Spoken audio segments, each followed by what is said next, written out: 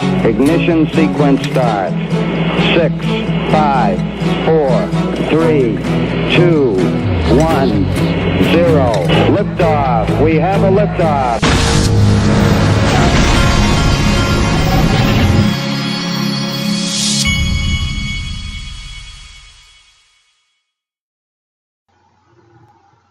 Hey everybody, this is the Digital Asset Investor. I have been meaning to do a video like this for a while and I just haven't gotten around to do it. There's been so much news, so I decided I would do it today.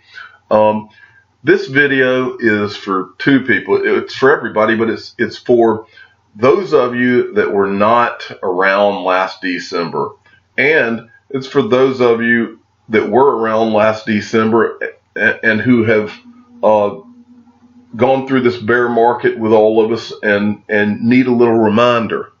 So I decided I think it's important to go back every once in a while, and then I love to take a step back and look at what the big picture is, because I think it's so easy for people to get bogged down in the day-to-day negativity of the bear market and the day-to-day this little piece of news that, oh no, this is scary, and people get nervous. But the reason that I've always been so confident with crypto, and the reason that I remain not just confident but 100% sure. I mean, there's not a doubt in my body as far as where we are and what is about to happen, and that is experience combined with studying things, combined with knowing how the system operates, combined with a lot of things. But just being here, it is so obvious and so in your face to me that I stay positive about all this, because there's really not a reason to be negative. This bear market is the greatest gift that I ever received, because I have spent the last year just filling bags, and I'm excited about what's coming. But I want to put it all in perspective for you all, okay? And I'm just going to use a few of these digital assets as an example in this, okay? First thing I want you to look at is this is $123 billion, this market right now. At $123 billion, we have XRP at about 33 cents. We have Ethereum at about $129. We've got Stellar at 10 cents. We've got Tron at 2 cents, 2.5 cents. We got Cardano at almost 4.5 cents. Okay. So I want to take you back to December now. In December, remember, and I went through each one of these. We'll use XRP as the example. And let's go down and let's look back. If you look back to December of this past year, what you'll find while I'm waiting on the little chart here to load. But once this is loaded up, this is back, it's towards the end of December, early January. But if you look here, the highest price, and this is from CoinMarketCap, but the highest price that XRP achieved on CoinMarketCap that I could see in here was $3.65. And then I also went back and I looked at, let's see, I'm not going to go through all these. I've already got the prices. I went and looked at them. But I just want to put this in perspective for a lot of you that either have bought or you're buying these right now, to let you know where things were. So XRP was $3.65 versus 33 cents today. Ethereum, I'm not going to go to all the charts, but Ethereum at 129 had gotten as high as $1,389. Stellar is at 10 cents or so. Stellar got as high as 75 cents in last year's bear market. Tron is currently at 2.5 cents. Tron got as high as 25 cents last December, early January. Cardano, which is at 4 cents, was able to get to $1.15. Okay, and with regard to Cardano, I'll reiterate, Cardano is a smart contract platform that is not proof of work. If anybody in this next bull run could go crazy as far as a smart contract platform, Cardano or EOS, who are both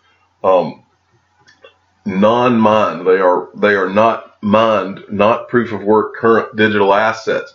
If anybody is going to take out Ethereum or perform quite well with all of the proof of work problems that are going on right now, Cardano is the one that I am a big believer in. But anyway, that's a side note. So now that you've seen what all the prices were, let's look at what the market cap was. It was around $800 billion. Now, $800 billion, that sounds like a lot of money. But when you start to look at the world, that's not a lot of money at all. The total wealth, this is an article from CNBC. This was back November of 2017. The total wealth in the world grew by 6% over the past 12 months to $280 trillion. So let's put that in perspective, folks. Last December, now keep in mind, this is last December when no digital assets had any use case that was actually happening yet. There were probably 1/100th of the exchanges that you could get into crypto with. That includes going in and cashing out. Many of the exchanges had locked up and could not even accept new members. In other words, the industry was not even ready for $800 billion. There were not enough personnel to handle the bear market of last year. A lot of people forget this. In other words, that $800 billion, with a lot of on and exit ramps and with traditional finance in it, that $800 billion could have easily gone to $1 trillion, $2 trillion, $3 trillion if there was enough on ramps, exit ramps, and the system was set up and ready for the real money. But it was not.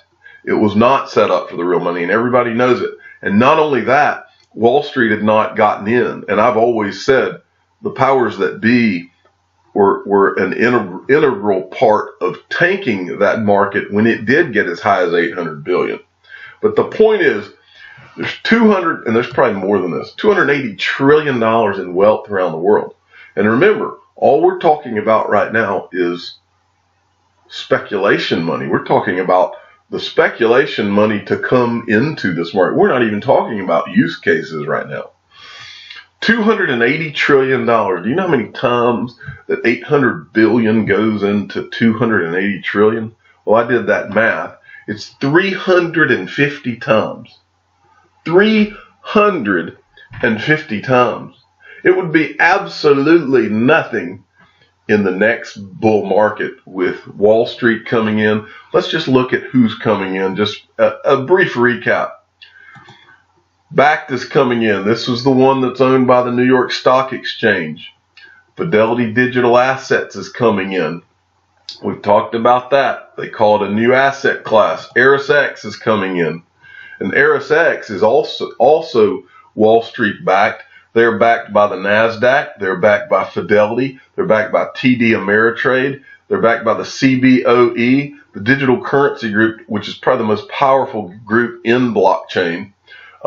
They're backed by Pantera Capital. These guys are backed by big time folks in traditional finance. NASDAQ has said they're coming in. NASDAQ's been a little more secretive than others in terms of they haven't named a digital asset exchange that they're coming out with or anything like that, but they're coming in. The major financial players, Goldman and Morgan Stanley, we've read all the articles. I've shown you all the articles.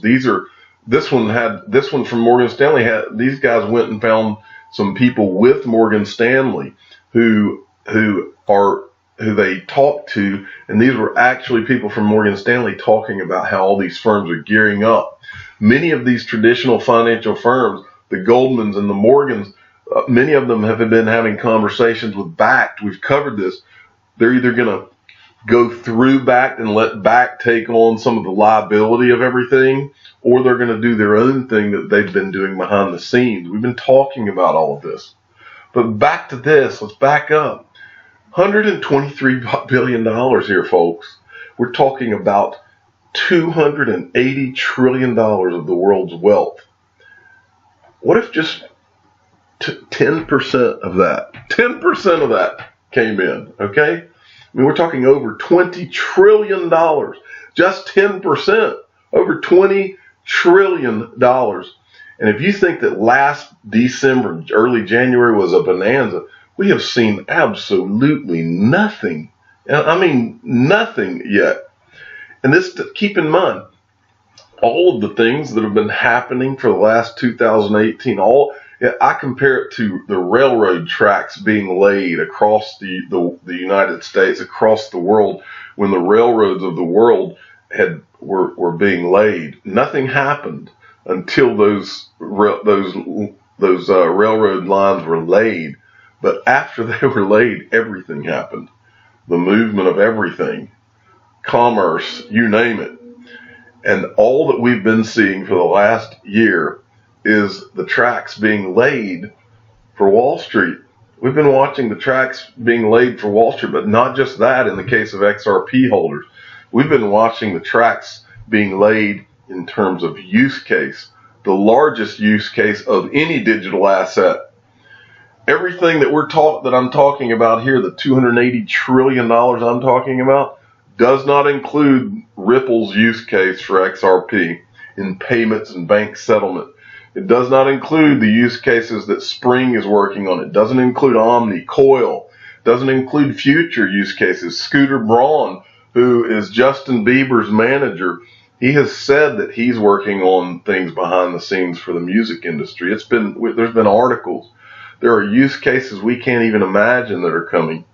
And everything that happened in December, in the scheme of things, was nothing. And that is what such beautiful thing is that everything, even in December of last year, that you've seen was nothing. And yes, it's painful for you to have to go through these bear markets. But this bear market, when the history books are written, is the greatest thing that ever happened to the greatest digital asset ever created. I'm the digital asset investor. I'm not an investment advisor.